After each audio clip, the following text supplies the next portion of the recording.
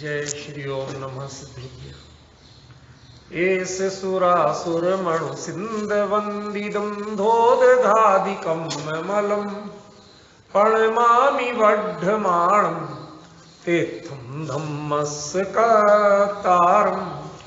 शेषे पुण्यतीर्थयरि ससौ सिद्धे विशुद्ध सा भावे समणे अणान दंसन चरित तव वीरियायारे ते सौवे समगम पतेगमेव पतेगम वंदामि अवट्टन्ते अर्हन्ते मानुषे खेते किच्चारियन्ताळं सिद्धाळं तैणमो गणहराळं अज्झावैवगाळं साहूलं चैव सौवेसिं तेसिं विशुद्धदंसं प्राणपाणासमं समासेज्य ओवसंपयामि सम्मं जत्तोणिवाणसंपत्ति।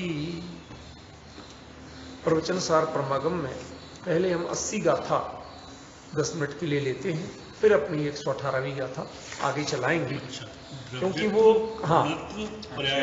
वही वो असल में क्या है कि 80 गाथा 80 गाथा जान है? हाँ 80।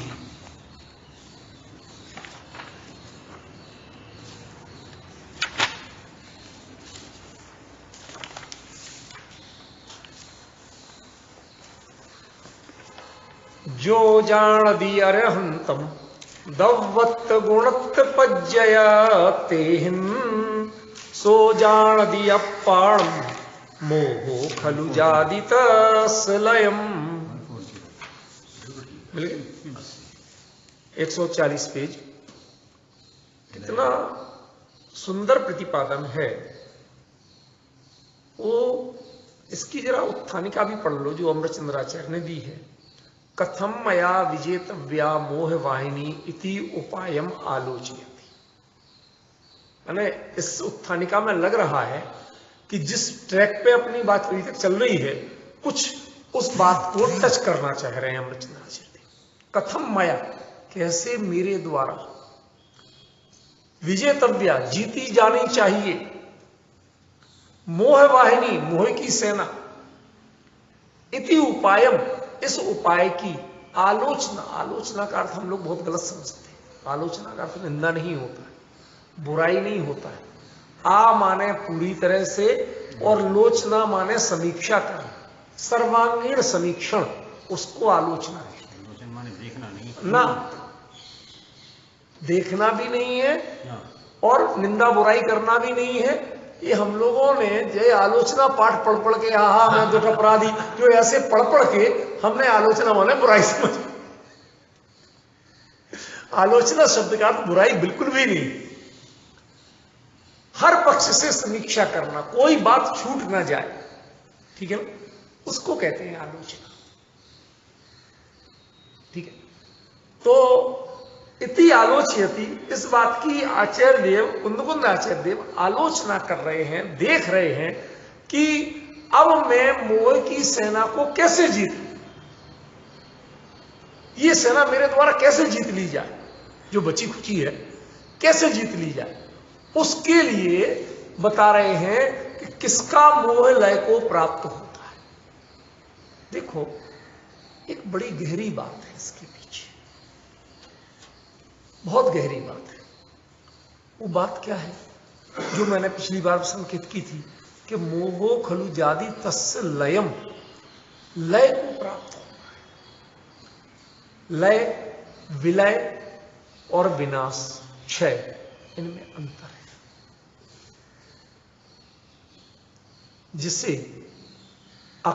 कहते हैं ना कि निष्फल निर्जरा, कर्म का है, उदय आता है, कोई आपको डिस्टर्ब नहीं करता, चला जाता है, खिर जाता है, ठीक है ना, इसको तो कहते हैं लय होना, ठीक है ना।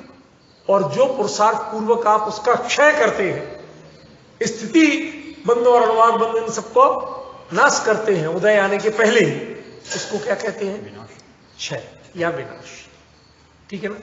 यहां शब्दाचार्य ने बहुत सोच समझ के क्या प्रयोग किया है, लय। क्यों? क्योंकि कुंद कुंद जब वो अपने मेरे द्वारा कैसे अपने बारे में बात कर रहे, इस उत्थानी का लग रहा है कि हाँ इसमें वो कहीं ना कहीं अमृतचंद्राचार्य पकड़ने की कोशिश कर रहे हैं कि ये कुंद कुंद आचार्य देव अपने बारे में बात कर रहे हैं, ठीक है, मेरे द्वारा कैसे। तो उसको बड़ा सुंदर रूप दिया उन्होंने कि कुंद कुंद आचार्य देव के 3 भवों तक क्षय तो होना नहीं था, तीसरे भव में जाके क्षय होना था। ये तो बताया था ना पिछली बार।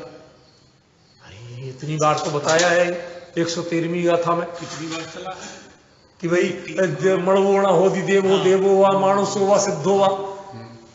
अब आगे ख्याल कुछ नहीं, थोड़ा सा कभी कभी तारतम्य टूट जाता और कुछ नहीं है। तो जब वो ये संकेत कर रहे हैं कि यहां से देव होऊंगा, देव से पुनः मनुष्य होऊंगा और उसी गति से भव से सिद्ध हो जाऊंगा, ठीक है ना। तो ये बात तो बाद की है, पहले ही कह रहे ये लय, मोह लय को प्राप्त कैसे। ये मुझे इतना भी जो संजोलन संबंधी लोभ जो सताता है कि शीघ्र मोक्ष हो, हम संसार में एक दिन भी नहीं रहना, एक पल भी नहीं रहना। एक बात बताओ, ये आकुलता यदि आदिनाथ को हो जाती तो क्या होता? भाई 1000 साल तक तो तपस्या करना पड़ी, 83 लाख पूर्व तक संसार में पड़े रहे। अब सोचिए ये अंतर, ये वो सारा मंत्र दे रहे हैं कि जीव को एक बार अनंत का स्वरूप विचार करो। कैसे विचार करो? द्रव्य से नहीं, द्रव्यत्व से, गुण से नहीं, गुणत्व से, पर्याय से नहीं, पर्यायत्व से। आचार्य क्लियर लिख रहे हैं, ठीक है ना। लेकिन सब नीचे के हिंदी अनुवाद में और हिंदी के जो इनका तो छंद बनाया उन्होंने द्रव्य गुण पर्याय तो गाया। अरे आचार्य जो मैंने वो यूं ही लिख रहे थे, हर एक के साथ ता जोड़ रहे, जो तो यूं ही जोड़ रहे थे। कुछ तो हमें सोचना चाहिए, आचार्य जो कह रहे हैं उस पर हम फोकस तो करें। क्यों? क्योंकि अरहंत का छदमस्त जीव द्रव्य से, गुण से, पर्याय से, क्षोभसम ज्ञान से ज्ञान कर सकता नहीं। क्या कहा? दोबारा मैं तो 3 बार बोलने वाला हूं, आप तो दोबारा ही की बात कर रहे हैं। अरिहंत का केवली परमात्मा जो है उनको द्रव्य से जानना, तो अन्य जीव भी हो उनको द्रव्य से जानना, ये क्षोभसम ज्ञान की बिसात नहीं है, सामर्थ्य नहीं। परिभाषाएं पढ़ना क्षोभसम में ये बात अलग है कि जो जानता देखता है, सुख दुख का अनुभव करता है, सो जीव, ये सब बातें स्थूल है। ये तो आपकी अपनी विचारों से बनी हुई जीव का स्वरूप है, वो जीव का स्वरूप नहीं है। 2 बातों में अंतर ख्याल में, वो अरहंत का स्वरूप नहीं है। ये तो शब्दों से बना हुआ अरहंत का स्वरूप है जिसको आप जान रहे हो। अरहंत को द्रव्य से जानना, गुण से जानना, पर्याय से जानना, कहते ये तो आप लाख कोशिश कर लो तो क्षोभसम ज्ञान की बिसात, अपने बोलते ना सामर्थ्य, हैसियत नहीं है कि वो इनको जान सके। ख्याल में? तो इसीलिए आचार्य देव ने दोनों तीनों के साथ ता शब्द जो त्वा भाववाची, एक संस्कृत में सूत्र आता है भावे त्वा तलौ, ये 2 प्रत्यय होते हैं। त्वा में तो त्वा ही रहता है और तल के जगह ता लगता है। जैसे एकता, महत्ता, गुणवत्ता, ठीक है ना, सामाजिकता, धार्मिकता, आप जितने जो प्रयोग कर रहे हैं, जो ता है वो उसका अर्थ भाववाची नहीं, वस्तुवाची मत। तो आपके पर्याय भी तो भाव ही है। तो पर्याय में पर्यायत्व क्या होगा? भाव में भावत्व क्या होगा? कि नहीं, जो पर्याय है ना वो अपने आप में सत है, वस्तु है, अकेला भाव नहीं। समझी ना? उसकी सत्ता है। ख्याल में? अब जो उसमें सत के लिए सत और सत्ता, इसमें भी अंतर है कि नहीं? उसमें ता जुड़ा हुआ है कि नहीं? सत और सतपना, ठीक है ना। ये जो त्वा है तीनों में, ये त्वा उसको आपके ज्ञान निर्मित बनाता है। आपने जैसे आपकी फोटो जो बनती है, प्रिंट होती है, उसमें आपके कितने अविभाज्य प्रतिच्छेद लगे होते हैं? कुछ भी नहीं लगे, लेकिन फिर भी आपकी फोटो, उसने केमिकल में आपकी फोटो बनाई। ऐसे ही हमारा ज्ञान जो अनंत परमात्मा के द्रव्यत्व, गुणत्व और पर्यायत्व, इसके बारे में जो उसने अपने मन में रूप बनाया, जो मैंने यहां अनंत को देखा समोशरण में आके, जो रूप देखा, एक जीव कहीं कोई आकुलता करता है? मैंने आपको बताया था कि चौथे काल और पंचम काल का अंतर जब बताया था हमने कि 66 दिन तक भगवान की दिव्य ध्वनि नहीं खुली तो किसी ने आपत्ति नहीं की। वो दर्शन करके उतने ही तृप्त थे, किसी ने घड़ी नहीं देखी थी कि क्या बात है आज भी नहीं हुई। किसी ने इंद्र को अलग से टोका नहीं था, वो तो उसको सहज योग ऐसा था, उसको जब विकल्प आया तो आया, समझ गए ना। लेकिन क्यों किसी को डिस्टर्बेंस नहीं हुआ था? मतलब ये काम 65वें दिन भी हो सकता है, 64वें दिन भी हो सकता है, तीसरे दिन भी हो सकता है, दूसरे दिन भी हो सकता है, उसी दिन भी हो सकता है। क्रमबद्ध में जो जहां तय था, असल में वो बात याद क्यों नहीं आई? क्यों?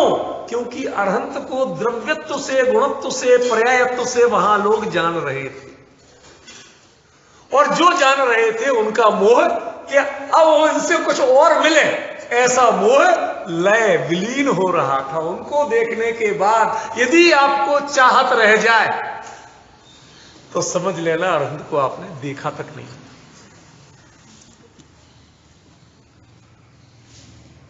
संजय भाई, देखा तक नहीं, उनकी बात सुनी समझिए तो दूर की बात है क्या। इसलिए ये जो त्वा है ना, ये त्वा उनको नहीं जाना, उनके जो जान के जो मेरे हृदय में उनके द्रव्यत्व का रूप, उनके गुणत्व का रूप, उनके पर्यायत्व का रूप जो मुझे ख्याल में आया, जो मैंने समझा, जो मेरा सारा सोच बदल गई। क्या सोच थी? क्या सोच थी? शीघ्र मोक्ष की प्राप्ति हो, ये मोह विनष्ट हो, शपक श्रेणी आदि हो के अपने स्वरूप में लीन हो। ये कोई विचित्र बात नहीं है। आप बताइए, समय सार को पढ़ने वालों को कई बार ऐसा समझ, कभी कभी ज्यादा अभ्यासी लोग होते ना, उनमें एक प्रश्न चलता है, सम्यक दर्शन हुआ क्यों? कहां तक पहुंचे आप? क्यों? अरे तुम्हें यही पता नहीं है सम्यक दर्शन के बारे में कि किस विकल्प को तोड़ के सम्यक दर्शन होगा, इसका कोई थर्मामीटर आज तक नहीं बना पूरी जिंदगी। हर जीव के अपना उपयोग है, कहां अटका है और कहां टूटेगा और सम्यक दर्शन होगा, इसके कोई थर्मामीटर नहीं है कि तुम गुण भेद से बचो, के प्रदेश भेद से बचो, किस विकल्प से बचो, इसका कोई थर्मामीटर नहीं, कोई मानक नहीं बना है कि इस विकल्प को तोड़ने के बाद सम्यक दर्शन होता। हर जीव का अपना, जब तक वो अगर काल लब्धि आना इधर पे हो ना, अब तुम्हें कैसे हुआ था, जिस विकल्प तोड़ के हुआ, उसका कोई अंतिम आप निर्णय नहीं कर सकते कि इससे होता, ठीक है ना। अब जो भाव तो होंगे, तो कहां तक पहुंचे ये कौन कहता है? वो लोग कहते हैं कि जिन्होंने पहले से तय मान रखा है कि साहब इस विकल्प के बाद ही सम्यक दर्शन होता है। आप कमजोरी समझ रहे हैं? तय कर रखा है आपने कि नहीं, ये यहां तक पहुंच जाओ तो आपको सम्यक दर्शन हो जाए। अरे भाई, किस जीव को कितना काल लगेगा? चक्रवर्ती भरत अंतर मुहूर्त में सीजते हैं और उनके पिता आदिनाथ वो 1 लाख पूर्व में सीजते हैं। गलत कह रहा हूं बाबू जी? क्या है इसका थर्मामीटर, मुझे ये तो बताओ। और इससे कौन बड़ा और कौन छोटा, यह विकल्प किया जा सकता है क्या? नहीं किया जा सकता। तो जो ये, लेकिन छद्मस्त अवस्था में राग की परिणति, जब राग है तो उसका विषय भी कोई ना कोई बनेगा। अब उसका विषय संसार तो बनेगा नहीं। कुंद कुंद जैसे भावलिंगी संतों के राग का विषय संसार नहीं बनेगा, मोक्ष बने। समझ गए? मोक्ष के लिए भी राग होना जरूरी है। मोक्ष उसका राग का विषय बनेगा। मोक्ष के लिए राग होना जरूरी, मोक्ष के लिए राग छोड़ना जरूरी है। अब आपको राग है, ठीक है ना, राग है तो उसका कोई ना कोई, जब राग की पर्याय हो रही है जिस रूप में भी, तो किसी ना किसी को विषय करके ही तो होगी। ध्यान रखना, स्व को विषय करके कभी राग राग नहीं कहलाता, वो चारित्र कहलाता है। और जब वह पर को विषय करता है तो वो राग कहलाता है। इसका मर्म समझिए आप कि मोक्ष भी क्या है? पर है। इसीलिए अमृतचंद्राचार्य को लिखना पड़ा समय सार में, न मोक्षोपि मोक्षुताम, मोक्ष की इच्छा करने से मोक्ष नहीं होता। पढ़ा है भाई साहब? अभ्यासी लोग सामने बैठते तो बोलने की हिम्मत होती, पर ना ये बातें हम कहने बैठे तो पहले वो बताओ, फिर वो बताओ, अब बताते ही रह जाओ, अपना मूल विषय चले नहीं पाए, बड़ी समस्या हो जाती। तो यहां पर वो जो होती है, जब अनंत परमात्मा के स्वरूप हो सकता है, सीमंधर भगवान कितने कोटि पूर्व की आयु है कि नहीं? 500 धनुषनी का आया, 6 कोटि पूर्व की आयु से सुना है। अब उनकी कोटि पूर्व की आयु है, और कुंद कुंद जिनके दर्शन कर रहे थे उसमें उन्हें लग रहा हो कि भाई कुछ समय तक स्वर्ग में रह के आके मनुष्य हो के हमने तो चला जाना है, को पहले भी चले जाए। देखो भाई, जब भवन में वो तो चीज सब सामने, अब ये देखने के बाद आप बताओ कि अब कौन बड़ा और कौन छोटा? क्या इससे कोई पहले और पीछे से बड़ा छोटा होता है? नहीं है। ये अनंत का, अनंत माने क्या? अनंत माने परम वीतरागी स्वरूप। अनंत माने वास्तव में सर्वज्ञत्व नहीं है, वीतरागी सर्वज्ञत्व, बिना वीतरागता के सर्वज्ञत्व। ज्ञान की महिमा नहीं है वो, वीतरागी ज्ञान की महिमा। ख्याल में? तो वो जो रूप देखा आपने, द्रव्य स्वरूप से भी परिचय हुए आप, द्रव्यत्व रूप से, ठीक है ना? वो आपने अपने भावों में आप हमेशा हर चीज को देख के कई चीज अपने को खुद याद आती है। हमें क्या कमी है, सामने जब देखते हैं परिपूर्णता, तो अपनी कमी झलकती है कि आप कहां चूक रहे थे। गुणत्व से विचार किया तो कहां चूक रहे, पर्यायत्व से विचार किया तो कहां चूक रहे हैं हम कहां अटके हैं, और वो कहां है। ख्याल में? ये विचार करने के बाद सो जान दिया पणम, उसने अपने आप को, अब आपने एनालाइज कर पाए, अब अपने आप को जान पाए। पहले जाना तो नहीं था, क्या अनुभव भी किया था, हर अंतर्मुहूर्त में अनुभव करते थे, अब जान पाए। क्यों? जब हमें अपनी वो बात पहचान में आ गई कि वास्तव में अंतर क्या है, और वो अंतर क्या तुम्हारे विकल्प के लायक है, तुम्हारे चिंतन करने लायक है, तुम्हारे सोचने से पट जाएगा? क्यों? फिर तो कोटि पूर्व की आयु कितनी बोझ लगना चाहिए।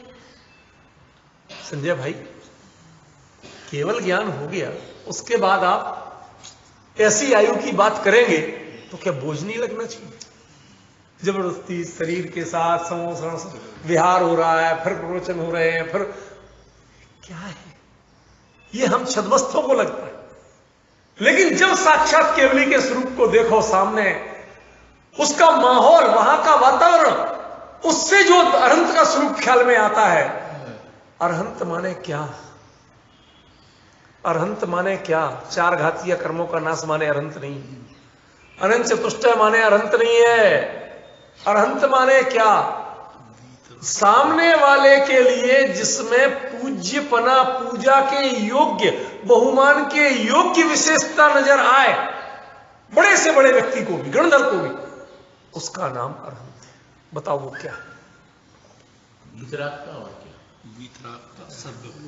वीतरागी सर्वज्ञता जो है साथ में, मतलब उस पूरे स्वरूप में कहीं कोई आकुलता का दूर दूर तक निशान नहीं, किसी तरह का विकल्प नहीं, कोई चीज कमी नहीं लगती और कोई उपलब्धि नहीं लगती। हर चीज में सहजता है। ख्याल में ऐसा स्वरूप जिसने जाना, उसने जब उधर देखा और इधर देखा, उधर देखा इधर देखा, ये जानने के बाद अब जो विकल्प जगता था कभी कभी राग का कि जल शीघ्र मोक्ष हो, चौथे पंचम काल में क्यों नहीं होता, उनके जीवों ने क्या बिगाड़ा, जीव तो वही होते, ये सारे इन चीजों का उत्तर अरहंत को देखिए। केवली के पादमूल की बहुत बड़ी महिमा कही गई। हमारे यहां अनेकों महत्वपूर्ण कार्य मात्र केवली के पादमूल में होते हैं, समझ रहे? और मतलब क्या है उसका? कोई प्रसाद बढ़ता है? जो जाना दिए अरहंतम, असली बात यही है। जो अरहंत को द्रव्यत्व, गुणत्व और पर्यायत्व से जान ले, वो उसकी परिभाषाएं नहीं जानना, चाक्षुष ज्ञान से नहीं जानना, अपने निर्मल ज्ञान में उसकी जो अरहंत का रूप बना, द्रव्यत्व रूप, गुणत्व रूप, पर्यायत्व रूप, उसको जिसने जाना, उसके बाद में उसको मोह का विकल्प रह सकता नहीं है। वो आत्मज्ञान वास्तव में परिपूर्ण तब कहा। अभी शब्द में ही चल रहा है ना? तो वो चेहरे पे दिखता है ना, वो तो लिखा हुआ।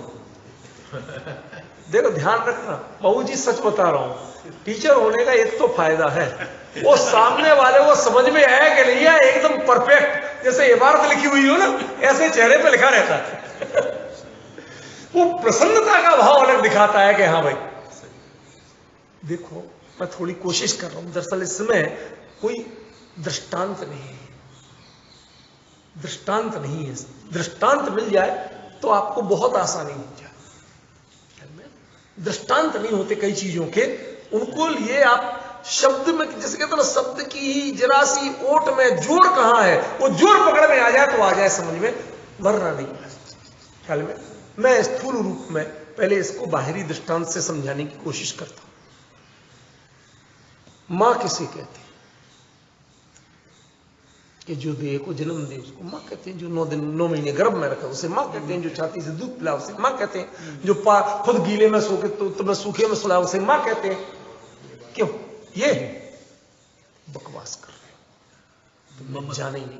ममत्व वाला जो मतलब एक बछड़ा पैदा होता है, ठीक है ना, वो सबसे पहले ढूंढता है तो मां को ढूंढता है, जिसके गर्भ में रहा, जो उसकी संवेदनाएं उसने ली हैं पूरे जीवन। लाख आप लोहे के चक्कर में पड़ के, पैसे के चक्कर में पड़ के और दुनिया के चक्कर में पड़ के भूलने लगे, लेकिन जिस दिन अकेले बैठोगे एक दिन हुक उठेगी, वो हुक कहलाती है मां किसे कहते हैं। समझे ना? ये कोई ऐसी परिभाषा नहीं है जो कहीं लिखी मिल जाएगी, ये प्रयोग है, ये परिभाषा नहीं। ये यदि आपको सटीक शब्द बोल पाया तो मैं इतना नहीं बोल पाया कि ये एक प्रयोग है, ये परिभाषा नहीं। समझे ना? जिसको एहसास होता है, जब पता चलता है। कुणिक का याद है? कुणिक कौन था? अभी श्रेणिक का बेटा, अजात शत्रु कुणिक, रोज मारता था अपने बाप को बंदी बना के, ठीक है ना? आया तो अपने बच्चे को बड़े लाड़ दुलार से देख रहा, तो मां ने कहा, चेलना ने, कि बेटा बचपन में तेरे अंगूठे में बिस्कुटी हुई थी, अब आज जैसे सर्जरी दुनिया भर के और इलाज तो होते नहीं थे, छोटे मोटे लेप लगाओ, नहीं चैन पड़ती थी, क्या करें, चैन नहीं पड़ती थी, तो वो जहरीला फोड़ा है, घातक है, उसके बावजूद तुझे चैन की नींद आ जाए इसलिए तेरे पिताजी अपने मुंह में वो तेरा अंगूठा लेके सोते। अरे पिताजी अब वो जो अब प्रयोग से कोई बात अंदर संवेदना जगी, उसका नाम पिता है। समझ में आया ना? इसका नाम पिता नहीं। संवेदना, प्रयोग, भावना में ये वही शब्द यहां संकेतित है। ये वस्तुवाची नहीं है। द्रव्यत्व से जानना, गुणत्व से जानना, पर्यायत्व से जानना, ये उनके नहीं जो उनको देख करके तुम्हें अरहंत के बारे में इमेज चेंज हुई। अभी तक हमने ध्यान रखना, बाहरी रूप में जो अरहंत के दर्शन करते हैं, आप जिन बिंब के दर्शन करते हैं, सच बताइए क्या आपको छोटा दृष्टांत दे रहा हूं, नाराज मत होना, जो जाप देते ना, नौवाड़ा मुकरमंत पढ़ते हैं, सबको एक जितना समय लगता है। नहीं क्यों? क्योंकि उतने अक्षर बोलने में तो उतनी लगना चाहिए। तो धीरे बोलता है। मैं यही तो बात बताना चाहता हूं। ये जो आपके अनुसार क्यों लगता है, उसके वर्णों के उच्चारण का समय तो तय है। ह्रस्व दीर्घ प्लुत के उच्चारण का समय तय है, उससे कम में हो ही नहीं सकता। समझ गए ना? फिर आपको ये कम या ज्यादा क्यों होता है? आज राष्ट्रगान कितने सेकंड में गाया जाना चाहिए वो तय है, उससे एक्स्ट्रा आप करते हैं तो आप प्रोटोकॉल के उल्लंघन के दोषी कहलाते हैं। उससे कम में करते हैं तो भी दोषी कहलाते हैं। क्यों? उन वर्णों के उच्चारण में उतना न्यूनतम समय तय है। समझ गए? तो आप पढ़ते हैं क्यों? क्योंकि आपके मन में एक कोरम पूरा करने का भाव। समझ गए? ये किया जाता, चलो ये भी निपटाओ, चलो आपको भागने का भाव। किसी दिन जब आपको, मैं लौकिक बात कर रहा हूं, बिल्कुल लौकिक और कायदे से गलत बात कर रहा हूं, किसी दिन किसी को बाई द वे कोई अलौकिक प्रकाश सा कुछ नजर आ जाए, कुछ हो जाए, कोई भी कारण ऐसा मिल जाए, आपने मन में सोचा और वैसा तत्काल हो जाए, वो हो रहा पुण्य से, भी भगवान नहीं कर रहे। अब आपके मन में जो पढ़ने का, उस जगह पे जो लय से करने का, ये जो भाव में अंतर हो रहा है, ये शब्दों में हो रहा है या भाव में हो रहा है? भाव में हो रहा है। जितना आप जुड़ रहे, जितने अभिभूत हो रहे, इसलिए कहा था मैं अभिभूत, जितने अभिभूत हो रहे हैं उतना ही परिवर्तन आ रहा है कि नहीं आ रहा है? देखो, कुंद ने ज्ञानाधिकार में भी अभिभूत शब्द का प्रयोग किया, ज्ञेय अधिकार में भी अभिभूत शब्द का प्रयोग किया। याद है? अभिभूतमपि दुद्धम प्रणमीन्द्रलीलम दुद्ध झसियम जहा सभा साई। समझ रहे हैं? उसमें भी अभिभूतमपि दुद्धम यही शब्द आया था, और पिछली गाथा में भी अभिभूत शब्द आया था। दोनों के पीछे तारतम्य क्या है, लिंक क्या है? समझ रहे? ये ज्ञान अधिकार की बात है, ये ज्ञेय अधिकार की बात नहीं।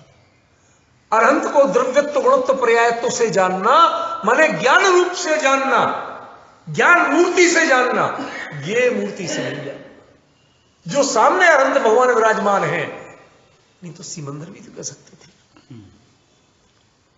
समझ गए? कोई नाम नहीं, कोई परिचय नहीं, अरहंत एक पद है, एक स्वरूप है, एक क्वालिटी है हमारे जैन दर्शन में। उसको उस रूप से जो हर पक्ष से, द्रव्यत्व पक्ष से भी, गुणत्व पक्ष से भी, पर्यायत्व पक्ष से भी, कई बार हमको लगता है ऐसा पर्याय में तो अशुद्धि है। आजकल वो दिव्य देश में ग्रुप में चल रहा है, उसमें कोई एक सज्जन है, नाम नहीं लूंगा, हमें क्या लेना देना किसी की, कोई कसाई नहीं बढ़ा रहा, वो अड़े हुए स्थूल व्यवहार पे अड़े हुए, राग तो आत्मा का ही, वो होता ही होता है, कैसे नहीं होता? समझ गए ना? ये भले आदमी अतई पता नहीं है कि यदि आत्मा रागी हो जाए तो वीतरागी का, निर्दोष का, शुद्ध का अनुभव कभी हो सकता नहीं है। उस पर्याय के काल में भी वो रागी नहीं है। राग तो कलर है, लाइट का कलर है, वो कर्मों की छाया जितनी है, अपन उसमें विचलित होते हैं, ये अपना अज्ञान। समझ में? वो अपना अज्ञान है। परिणति आपकी विकृत नहीं हुई है, वो अड़े हुए हैं, परिणति विकृत है। कैसे नहीं मानो? ये जो अंतर आ रहा है, अरहंत परमात्मा को द्रव्यत्व से, गुणत्व से, किसी में तो दोष दिख जाए, किसी में कमी दिख जाए। नवीन जी, अरहंत अभी 4 घातीय क्रम है कि नहीं है? आपने अरहंत को नहीं जाना। क्या कह रहा हूं? परिभाषा से आप गलत नहीं बोल रहे। आपने अरहंत क्यों? आपको अपूर्णता दिख रही ना, अभी कमी दिख रही ना। परिपूर्णता से जो जाना जाता है, द्रव्यत्व में भी परिपूर्ण, गुणत्व में भी परिपूर्ण, प्रयत्व में भी परिपूर्ण, कहीं कोई ऐसी कमी है ही नहीं। क्षमा करना, मैं दृष्टांत दे रहा हूं, वो दृष्टांत असल में यदि मूल में देखा जाए तो जैन दर्शन से ही अनुप्राणित है। कृष्ण के विराट रूप का आपने नाम सुना हो। कहते आपको मोह हो रहा, कब तक हो रहा था? कि जब तक आपको लग रहा था कि मैं इनको मारूंगा, मेरे हाथों ये हो जाएगा, तो मैं ये हिंसा कहलाई। ये तो अपने आप उस रूप में है, तय है, ये ऐसा ही होना है। तुम जबरदस्ती अपने आप को कर्ता मान रहे हो। ये कुछ नहीं है, ये तो दैहिक संयोग वियोग है। आत्मा का स्वरूप तो कुछ नहीं बिगड़ रहा है, ना किसी को कोई मर रही है, ना कोई जी रही है, ना तुम कर रहे हो, ना वो कर रहे हैं। समझ गए ना? तो वो वहां भी मोह के लय की बात की थी। अर्जुन का मोह क्षय नहीं हुआ था। मोह वो दृष्टांत बड़ा स्थूल है, उसको जो स्पेयर मत लगाना, हम उसका समर्थन नहीं कर रहे ख्याल में, लेकिन वहां भी मोह के लय की बात थी। जब आप किसी को विराट रूप में देख लेते हैं, व्यापक फलक पे देख लेते हैं, तो आपको पता चलता है आपका जो मोह संकीर्णताओं के उपज है। मोह संकीर्ण सोच का नाम है मोह। जब आपका चिंतन व्यापक जितना बनता है, उतना ही मोह नष्ट होता है। एक बात बताओ, हमारे यहां पहले बताया हुआ है, गौर करना, ये 3 प्रयोग चलते हैं, ते, में और न है। स्वस्ति क्रियासु परमर्शयो न, ठीक है ना। लेकिन जिस समय आप मंगलाष्टक बोलते हैं, पंचैते परमेश्वरा प्रतिदिनम कुर्वन्तु, कोई बोलेगा ते मंगलम, कोई बोलेगा मे मंगलम, कोई बोलेगा नो मंगलम। क्या चक्कर है? जैन दर्शन में ते और में हो ही नहीं सकता, सिर्फ नो हो सकता। राग को इतना फैला दिया, इतना फैला दिया, इतना फैला दिया कि वो राग राग रूप ही नहीं रह जाए। समझ गए? राग राग रूप दिखता कब है? जितना संकीर्ण होगा, संकुचित होगा, उतना दिखेगा।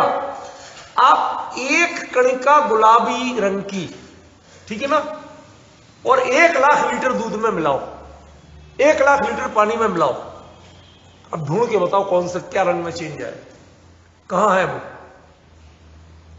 नहीं पता चले। वो खुद विलीन हो जाएगी, उसका स्वरूप बदल जाएगा, उसका गुलाबीपन नष्ट हो जाएगा। जितना फोकस होता है, केंद्रित होता है, संकीर्ण होता है, संकुचित होता है, उतना कलर, उतना राग अपना आकार लेता है। ख्याल में न? हम सबके लिए, किसके लिए कर रहे हो? राग राग कब होता है? मेरे लिए हो जाए। तुम पूजा करा रहा, तेरे लिए हो जाए। ये ब्राह्मणों की पद्धति है। ते क्यों वो कराते हैं? भैया मैं आया पूजन कराने, याजक यजमान, समझ में ना, पंडित वो आता है, वो जजमान तेरा कल्याण हो, आशीर्वाद दिया भाई। ते समझ गए ना? ये कौन है कि जो जेब में, मेरे जेब में आए दक्षिणा और तेरा हो भला, वो बोलता है ते। जो खड़े होके खुद मांगते हैं गृह भिक्षाप्ति बन के, निदान बंद करते हुए, वो कहते हैं मैं, मेरे लिए। समझ गए? और जो न ते करते हैं न मैं करते हैं, वो न, ये है व्यापकता, ये है अरहंत को द्रव्यत्व गुणत्व पर्यायत्व से जानने वालों की स्वर। पहले बता रहा है जैसे कुर्वन्तु नो मंगलम, नो नो पढ़ना चाहिए। हाँ, वो नहा का, चाहे नहा पढ़िए चाहे नो, वो संधि के कारण नो हो जाता नहा का। कुर्वन्तु आप पढ़ते ना, मैं तो पढ़ता स्वस्ति, अरे स्वस्ति पाठ भी तो पढ़ते हैं ना, ब्रह्मो नह स्वस्ति, नह बोलते ना, तो वो नह हो या नो एक ही चीज है, उसमें कोई अंतर नहीं, ठीक है ना। तो जो हमारे यहां ये ते और में हटके ना आया, ये इस गाथा का प्रतीक है, ये प्रतिफल है, जिसके लिए राग मोह विलीन हो रहा है। क्या मेरा और क्या तेरा, वो संपूर्ण उसमें फैल गया। ख्याल में सर्वज्ञता, अनंत, अनंत माने क्या, लोकालोक में क्या बचा जिसे अनंत में बच गया हो? जो बताइए, किसको नहीं जानते? कौन सा विभाग प्रतिच्छेद बाकी है? जब आपका राग इतना व्यापक हो जाएगा तो वो आप ही को विलीन नजर आएगा, उसका लय हो गया दिखेगा, क्षय हो गया शब्द नहीं। ढूंढो तो पता ना चले, है तो, लेकिन ढूंढो तो पता ना चले, आप ही को नहीं दिख रहा। 1 लाख लीटर दूध में एक इतनी सी कणिका, वो भी हल्के गुलाबी रंग की, अभी ढूंढोगे जब मिलने के बाद तो कहां मिलेगी? आप ही को नहीं दिखेगी। डाली आपने, आपके सामने गिरी, लेकिन आपको ही ढूंढे नहीं मिले। ऐसे ही अपने वो लय को प्राप्त हो रही है, ऐसे ही अपने परिणामों में राग की जाती है, लेकिन अनंत को जानने के बाद राग का विषय ते और में नष्ट हो जाता है। समझ में आए? फिर क्या होता है? तो फिर तो ऐसे ग्रंथ लिखे जाते हैं जिनसे हम सबका मार्ग प्रशस्त, हम सबके लिए सम्यक तत्व की प्राप्ति। ख्याल में उसमें ते और में खत्म होता, मुझे जल्दी मुक्त क्या हो जाएगा जब क्रमबद्ध में तय हो जाए। समझ में? तो क्या पहले कुछ क्रमबद्ध नहीं जानते थे? ये बड़े आसान प्रश्न है। आजकल लोग बाग जो जितने नए शास्त्री घूम रहे हैं, ये इनके पास तर्कस में तीर तो पहने हैं तर्क के, लेकिन जो बात कही जा रही है उसको समझने का धैर्य नहीं। समझ में? वो गहराई नहीं है, तड़ से बोल देंगे, इधर का उधर लगा देंगे, ये तो सब है। अरे भैया, हमने कब कहा कि नहीं थी? लेकिन वो पहचान, वो परख होने के बाद भी क्या सम्यक दृष्टि जीव को मोक्ष की लालसा नहीं हो सकती? क्यों वो जाके 10वें गुण स्थान के अंत में समाप्त होता है और उस राग की जाति कहेगी कि मोक्ष की काम अभिलाषा, इसी को कहा गया संजुलन लोभ। और जब वो होती 10वें गुण स्थान के अंत में है तो ये क्रमबद्ध का विरोधी नहीं है, ये बात बिल्कुल तय जानना। मोक्ष की अभिलाषा बाबूजी ये क्रमबद्ध का विरोध नहीं है। हड़प हो, हड़बड़ी होना, बेचैनी होना, आकुल, वो नहीं कहा। अभिलाषा, दोनों चीजों में अंतर है। ख्याल में अपने राग का विषय क्या बना? मोक्ष। और क्या चाहिए? ख्याल में तो ये जो कहा कि द्रव्य, द्रव्यत्व से, गुणत्व से, पर्यायत्व से, ये जो स्वयं में अनंत का जो स्वरूप कुंद कुंद ने आत्मसात किया था, उस ज्ञानात्मक जो द्रव्यत्व है, ज्ञानात्मक जो गुणत्व है, ज्ञानात्मक जो पर्यायत्व है, उसको कहा अनंत को जानना। यह अनंत के द्रव्य गुण पर्याय को जानना नहीं है। इसलिए आचार्य देव ने यहां त्वा शब्द का प्रयोग किया, जिसको हम लोगों ने गायब कर दिया। हर कोई लिख रहा द्रव्य गुण पर्याय से जानो अनंत को। समझिए, यह बड़ी भारी चूक हो गई। क्यों? क्योंकि क्षोभ संज्ञान अनंत को द्रव्य गुण पर्याय से जान ही नहीं सकता। अरे अनंत को तो दूर छद्मस्त को नहीं जान सकता, पर को नहीं जान सकता। जो आप जितना जानते हैं ना, उसे ना द्रव्य कहते, ना गुण कहते, ना पर्याय कहते। और गुण शुद्ध द्रव्य रूप जो है, मैं आपके शुद्ध द्रव्य रूप को जान सकता हूं? पर का अनुभव होता ही नहीं, होता है? नहीं होता, नहीं जान सकता। तो द्रव्य रूप को नहीं जान सकता तो गुण रूप को कैसे जानूंगा? ठीक है ना? और पर्याय जो है वास्तव में एक समय की है, एक समय की, और शुद्ध एक समय को जानना या प्रदेश को जानना, ये क्षोभ संज्ञान के बस की बात है? नहीं है। तो आपने जाना क्या फिर, ये तो बताओ। स्थूल व्यंजन पर्यायों को, स्थूल राग की, अनेक राग की मिली हुई प्रणतियों को आप जान जान के अपने आप को ज्ञाता कहते हो कि मैं इनको जानता हूं। अरे भैया, कुछ भी नहीं जानते आप। समझ गए ना? आप रावण को इस रूप में जानते हो। रावण को उस समय भी कितने बार विचार आए होंगे कि अरे, और उसका अंतर्मन तो कचोटा होगा कि अरे मैं क्यों किसी की स्त्री के साथ ऐसा करने जाऊं, क्यों अपहरण करने जाऊं। लेकिन दूसरी ओर बहन के आंसू दिखते होंगे, अरे उन्होंने ऐसा कर दिया। उनकी कथा के अनुसार बोल लो, अपनी कथा के अनुसार नहीं। और वो अपने बहन का राग जोर मार गया और वो चला गया। समझ गए? लेकिन उसके प्रति समय का रावण क्या था आपको पता है? एक एक समय उसके शुभ शुभ का बंध भिन्न भिन्न हुआ। यह क्या बताता है कि उसने उसी रावण ने शुभ परिणाम भी किए थे, नहीं तो पुण्य का बंध कैसे हुआ? समझ गए? प्रति समय शुभ शुभ तो बदलती ही है, ये तो इसका कोई अंतिम वो है ही नहीं। तो वो जो परिवर्तन है, जो इसीलिए कहते हैं त्वा, ये अनंत पे द्रव्यत्व गुणत्व पर्यायत्व, जो मैंने अपने साक्षात्कार करके कुंद कुंद ने जो अनंत को जाना ख्याल में, और जानने के बाद उनको सो जान दिया पालम, तो अपने बारे में स्वरूप तो वास्तव में एक होता है विकल्प से निर्णय करना और एक होता है कन्फर्म निर्णय करना। दोनों में कई बार अंतर होता है। विचारों में हम निर्णय करते हैं संजय भाई, सिद्ध समान सदा पद मेरो है क्या नहीं है? है तो वकील के पास जाते हुए लगता है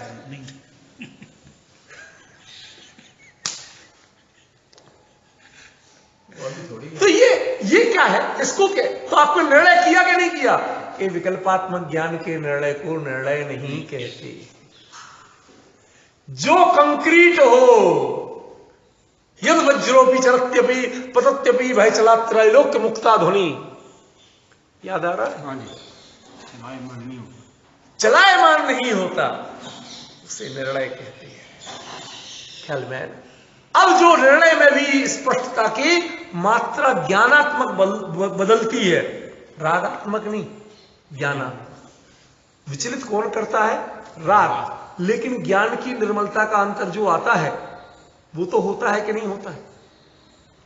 आपकी फोटो और फुल एचडी आ जाए तो आपको देखने में मजा आता है कि नहीं आता है? जितनी क्लैरिटी आती जाए तो इसका मतलब आप किसी और की जानते हो, उसे आप ही की जानते हो। जब धुंधली थी तब भी अपनी जान रहे, थोड़ी और क्लियर हुई तब भी अपनी जान रहे, और अब भी अपनी जान रहे। उस में पने में अंतर नहीं होते हुए भी निर्मलता का अंतर है कि नहीं?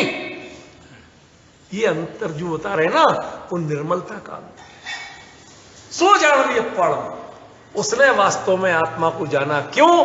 क्योंकि उसके लिए कहीं किसी कोने में राग की गुंजाइश आत्मा के स्वरूप में दिखाई नहीं देती। पर्याय के जो परिवर्तन है, चाकचिक्य है, उसकी गुंजाइश कभी आत्मा के स्वरूप में दिखाई नहीं देती, प्रतीत नहीं होती।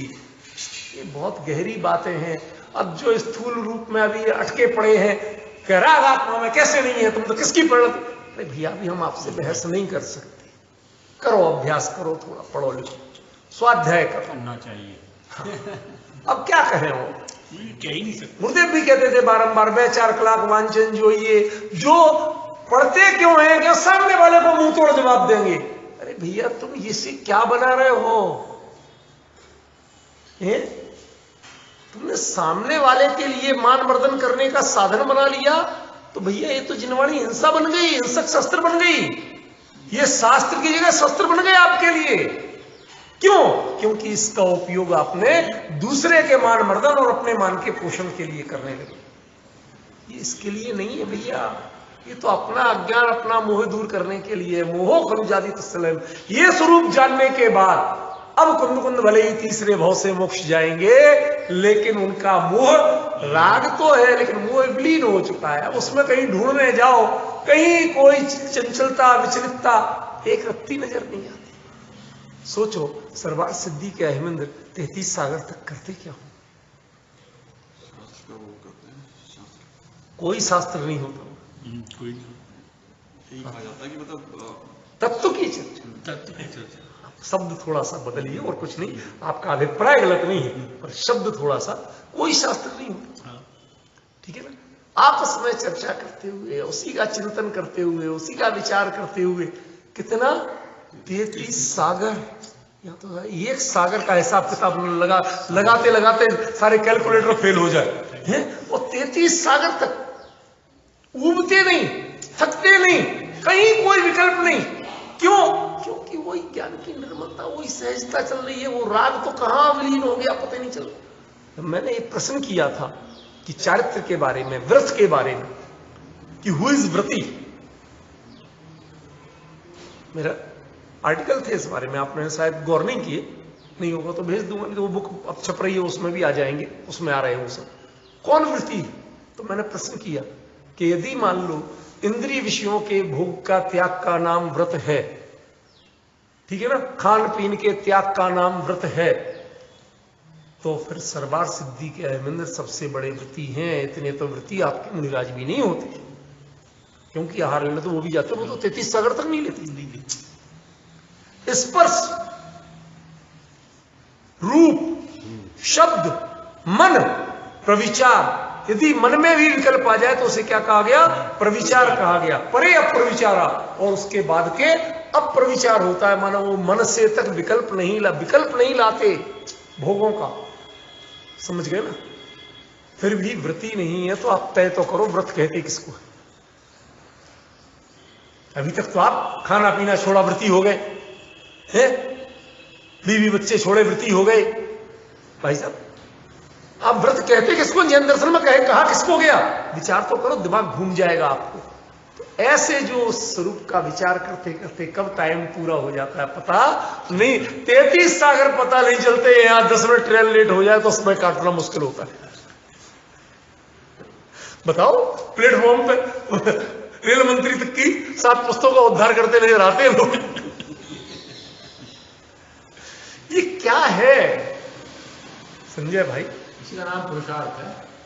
ये समझने की चीज है। मोह लय को प्राप्त हो रहा है, क्षय की बात है, उसका मोह नष्ट। आप जल्दीबाजी आचार्य के शब्दों, अभी जब वो रंजना लिखती है ना नाटक समय सार पे, आजकल तो उसका रिवीजन चल रहा है, रिव्यू बंद, इसलिए वो पूरा हो गया, छपना है ना। छपने के पहले मैंने कहा पहले तुम इन दृष्टियों से हर चीज को देखो, फिर मैं चेक करूंगा जहां जरा भी अंतर। तो मेरे उसकी एक ही बात पे होती कभी कभी कि तुम एक गलती करती है, जो ज्ञानियों ने शब्द प्रयोग किए उन पर फोकस करके चलो, उनके लिए पर्यायवाची ढूंढने के चक्कर में मत। मेरी बहस इस बात पर होती है, उनकी तेरी गलती हमेशा इस जगह हो रही हो और कहीं नहीं। डिक्शनरी के अकॉर्डिंग तुम शब्द का अर्थ सही लिख रही हो, लेकिन जिनाम नाय में जो ज्ञानी जिसको कहते हैं, ज्ञानी के शब्दों में गहराई बहुत होती है। वो पर्टिकुलर शब्द जो अर्थ दे रहा है उसके ट्रांसलेशन वो अर्थ नहीं दे रहे, समझ में। इसीलिए यहां पर आचार्य देव ने लय शब्द का प्रयोग किया। लय का अर्थ विनाश नहीं है, लय का अर्थ दृष्टि से ओझल, दृष्टि से गायब, पकड़ में नहीं आना, दूर दूर तक नहीं दिखना। कहीं कोई टटोल के भी लाओ तो कुछ पता एहसास तक खत्म हो गया है, हम मानते हैं है। क्यों? क्योंकि अभी वीतरागी नहीं हुए। लेकिन उसके बावजूद जब अनंत का स्वरूप ख्याल में आता है तो निर्णय वीतरागी ही है। हाँ, ये अब समझ में आ रहा कि लोगों को सागरों कैसे लग जाते हैं। ये स्वरूप की इतनी गहराई है भाई साहब कि इसमें कितना काल लग जाए कुछ पता नहीं चलता। और बाद में भी करते क्या है कि उस स्वरूप ही का तो ध्यान करते हैं, उसी के अनुभव लीनता में है, कोई विकल्पात्मक ध्यान थोड़ी है, सोच समझ के थोड़ी करते, फिर तो एक तारतम्य सहज चल रहा है बस, ख्याल में। तो ये जो है इस गाथा को इस दृष्टि से समझा जाना चाहिए, ना कि वो द्रव्य गुण पर्याय से जानता है तो हम उनके द्रव्य गुण पर्याय की विवेचना करने लगते हैं। ये बड़ी चूक होती है इसका। नहीं तो आप तारतम्य कैसे बिठाओगे? सो जान दिए पण, जो अनंत को द्रव्य गुण पर्याय से जाने वो अब अनंत को द्रव्य गुण पर्याय से पढ़ो। क्या है अनंत का द्रव्य? क्या है? आपके जीव द्रव्य से उनका द्रव्य भिन्न है, आपके अनंत गुणों से उनका गुण भिन्न, उनके गुण भिन्न है, बताइए। और आपके ज्ञान भाई एक चारित्र गुण की पर्याय और श्रद्धा गुण की पर्याय, स्थूल में ज्ञान गुण की, इसके अलावा किस पर्याय में विकार है आपके? ये विकार भी कहे जाते हैं, होते तो ये भी नहीं। तो जब कुछ ही नहीं है तो फिर किस बात का विचार कर रहे हो आप? फिर उनको आपने नया क्या जाना, समझिए। ये बहुत गहरी बात है। कुंद ये पूरे अपने ऊपर घटा के कह रहे हैं कि ये जाना, इसलिए इस प्रकार मुझे मोह की वाहिनी का क्षय जीतना चाहिए। किस प्रकार? कि अनंत को द्रव्यत्व गुणत्व पर्यायत्व से जानकर अपने स्वरूप को वास्तविक जानना। क्या पहले नहीं जाना था? जानते थे। ये निर्मलता का अंतर। ज्ञान में निर्मलता के बहुत सारे स्टेज होते, समझ में। ये ज्ञानात्मक निर्मलता का अंतर है और कुछ नहीं, ठीक है ना। और मोह ज्यो ज्यो इसकी गहराई में उतरते हैं उतना ही मोह कहां विलीन हो जाता है पता ही नहीं चलता। तब तो चर्चा करते करते आप विश्वास नहीं करेंगे, मैं कोई अपनी शेखी नहीं बता रहा। वो एक खनिया धाना वाले राजकुमार जी थे, जानते होगे आप लोग शायद, राजकुमार जी वाले, राजकुमार ज्ञानचंद जी के दामाद जो थे, गुना में रहते ना शायद। हाँ गुना के। तो वो मेरे उनकी बहुत अच्छी मित्रता थी। तो कई बार दूरदृष्टि प्रकाश से कुछ ऐसे ग्रंथों पर किसी विषय को चर्चा करते, एक दिन रात के 2 बज गए स्मारक की छत पे, दिसंबर का महीना, रात के 2 बज गए। नीचे की स्वाध्याय के बाद गए, चलो जरा बात करके आते, हम दोनों ऐसे ही चले जाते थे और चर्चा कर रहे, कुछ वो कोई प्रक्रियाएं कुछ नहीं कर रहे उस चर्चा में। ये होश नहीं पड़ा, वो रात को बड़े दादा निकले तो उन्होंने देखा कि कौन है छत पे। कौन? दादा। अरे इतने ठंड में बीमार पड़ जाओगे तुम, चलो नीचे। कर क्या रहे थे? अगले दिन पूछती क्या कर रहे थे? भाई बुलाती कहती सुदीप सच बता तू कर क्या रहा था छत? क्या बताए, आपको तो अपराध लग रहा है, कुछ अपराध कर रहे थे, हम क्या बताए क्या कर रहे थे। हमने कहा राजकुमार से वो भी था, क्या कर रहे थे? ये कर रहे थे। ये विषय कैसे होता है उसी का चर्चा चिंतन। अब इसको आप क्या कहोगे, किस अपराध की श्रेणी में गिनोगे? राग तो अपराध है, लेकिन इसको किस श्रेणी में गिनोगे भैया? ये राग से बाहर भी नहीं है और रागमय भी नहीं। ख्याल में ये लय को प्राप्त होना, मोह को लय को प्राप्त। जब आपको छद्मस्त अवस्था में मोह लय को प्राप्त होने लगे तब समझना कि अब आपके लिए मंजिल दूर नहीं और मंजिल की दूरी गिनना नहीं। ख्याल में अब शब्दों की सीमितता है, मैं और बहुत ज्यादा खुलासा करने को कहूं, लेकिन अभी फिलहाल मुझे 10 मिनट की सोची थी, 40 मिनट 50 मिनट हो गए। अब थोड़ी देर तो अपनी चर्चा करें। राजकुमार जी इसमें कुछ कर नहीं सकते, ये कोई जानबूझ के नहीं करते हैं। बड़ा अच्छा लगा ख्याल में ना, ये अपन जब प्रयास कर रहे हैं उस विषय को समझने का, यह कोई समझाने के लिए नहीं बैठे। 118 247 पेज। रणरणारय तिरियसुरा जीवा खलुणाम कम्मणे वत्ता लहिते लद्द सहावा परिणम माणासकम माणी। जो मनुष्य, त्रियंच, नरक और देव, ये सारे जीव नाम कर्म से बने हुए हैं। राजकुमार जी कहते आज बैठते ही, ये तो हमने 50 साल पहले पढ़े, नया क्या बता रहे? जब इन जैसे लोग सीधे ऐसे अटैक करते हैं तो हमें सोचना पड़ता, भैया थोड़े धीरे से बोलो। यहां तो जानकार और भी बैठे। संकेत समझो, जो तुम्हें मनुष्यपना, त्रियंचपना, नारकीपना, देवपना, ये जो भिन्नता दिखती है जीव के स्वरूप में, ये जीव के स्वरूप की जो भिन्नता की दृष्टि है, तो इसका मतलब तुम नाम कर्म के परिणाम पर दृष्टि दिए हुए हो, तुमने अभी कभी जीव को जाना ही नहीं। तो वो तो बात है ही सच। समझ रहे हो? ये जो आप देख रहे हो, आप कहते हैं मनुष्य, पर इंसानियत रखना चाहिए। क्यों रखना चाहिए भैया इंसानियत? मैंने एक बार लिखा था, एक मेरे बहुत पहले गुड़गांव में कोई संस्था थी, उन्होंने मुझे बुलाया था कि जैन धर्म में सेवा भावना, ये जो है ना क्रिश्चियन मिशनरी जो स्पिरिट, वो आप लोगों में नहीं है, ये नहीं है। तो हमने उसमें खोल खाल के बड़ी धज्जियां उड़ाई थी। मैंने कहा कि किसे कहते हैं मिशनरी स्पिरिट? आप सिद्धांतिक बात करो, करुणा, जीव दया, इसमें आप जीवों पर भेद कैसे कर सकते हैं? मनुष्यों के लिए तो आपको फार्मूले दूसरे हैं, और 1 इंद्रिय, 2 इंद्रिय, 3 इंद्रिय, 4 इंद्रिय, संगी पंचेंद्रिय, इनके लिए फार्मूले दूसरे। कैसे हो सकते, कैसे माने आपके पास कोई विजन है? आप तो क्षुद्र स्वार्थी हो, अपने मतलब के हिसाब से चल रहे हो। जैसे जमाई आया तो बात व्यवहार दूसरा, और भिखारी आया तो व्यवहार दूसरा। ये तो क्षुद्र स्वार्थी लोग हो आप, इंसान कहलाने लायक भी नहीं हो। समझ गए ना? विवेकी कहना तो बहुत दूर की बात है। ये सब बहाने मुझे मत सिखाओ। यहां बात किसकी है? यदि आप किसी को मनुष्य की नजर से देख रहे हो तो आप नाम कर्म के पुतले को देख रहे हो, आपने जीव को जाना ही नहीं। आप कहते तो हो कि मनुष्य जीव, वो जीव कहते तो हो सिर्फ इसलिए कि उसमें हलन चलन संवेदनाएं दिखती हैं, आपको मतलब लगता है। जब वो नहीं दिखती तो आप उसे ले जाकर कंधे पे चढ़ा के फूंक आते हो। समझ गए ना? एक इतना ही अंतर आपने कर रखा।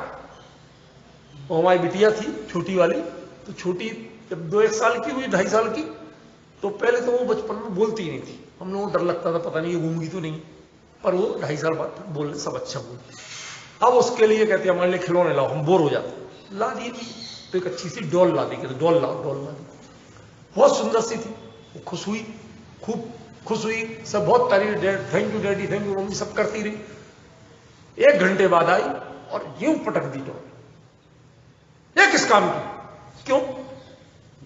ना खाती है, ना पीती है, ना रोती है, ना सूसू पोटी करती है, कुछ करती नहीं, खाई की डॉल। उसे संवेदनाएं चाहिए थी, उसमें उसे अपनी सहेली चाहिए थी। समझ गए ना? वो संवेदनाएं नहीं है। तो आपने इसी का, इन संवेदनाओं को भी आप ढूंढते किसमें हो? उस देह में ही ढूंढते हो ना। देह से देहातीत होकर तो नहीं ढूंढते हो, उस देह से भिन्न आत्मा के रूप में तो नहीं ढूंढते हो। कहते ये सब तो नामकरण से बने हुए हैं, ये जीव नहीं है। इनको जीव कहा तो जाता है, मनुष्य जीव, चिरंजीव। क्यों? क्योंकि इनके मुर्दा और इनके सजीव, इन 2 रूपों के अंतर के रूप में उसे जीव कहते हैं। वास्तव में वो जीव का स्वरूप नहीं। ख्याल में?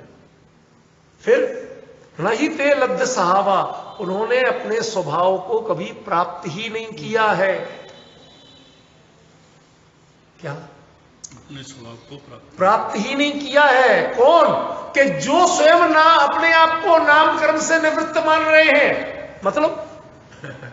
मतलब शरीर आदि रूप मान रहे। नामकर्म से निवृत्त माने शरीर ही में, यही मेरी पहचान है, this is my address, this is my identification.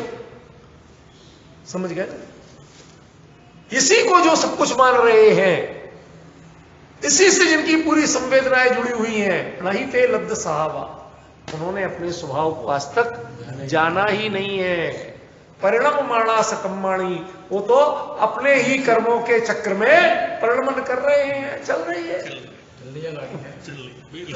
Train से आप गए थे स्टेशन, वो किसी जगह आज तक ट्रेन में यात्रा की है? की है? आप कितने चले थे? आप कितने चले थे? कितनी लेट हुए? ट्रेन जितनी लेट हुई, कितने जल्दी पहुंचेगा? ट्रेन जितनी जल्दी पहुंचे। परिणम माणा सकम्माणी, हम तो धरे थे। सही बात है, 1 घंटा बिफोर टाइम अरे भाई शब्दों की बात है। धरे थे। देखो आप समझिए जरा, ऐसे ही हम, जिसने अपने चाल को, अपने स्वभाव को, अपने स्वरूप को, अपनी अस्मिता को नहीं पहचाना है, वो क्या है? परिणम माणा सकम्माणी, वो अपने कर्मों की चाल में बहता हुआ है, उल्टा सीधा ऐसा वैसा।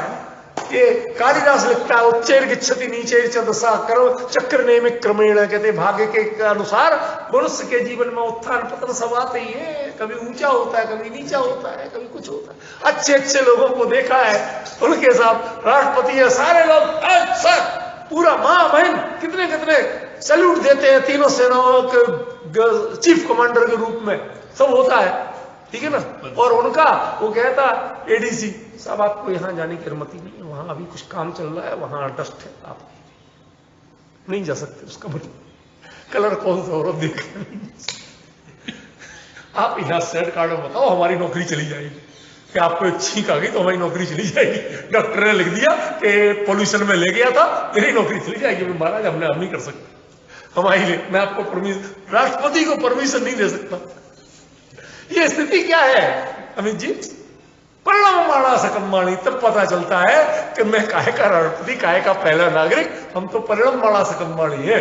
सब ये कर्म की चाल में सब चल रहे हैं। कोई कहां बैठा है, कोई कहां बैठा है, कोई झूठी में बैठा है, कोई राष्ट्रपति और बैठा है। जगहें बदल रही हैं, साधन और संसाधन बदल रहे हैं, स्वभाव नहीं बदल रहा किसी ने, क्योंकि स्वभाव को पहचाना ही नहीं थे लब्ध साहब।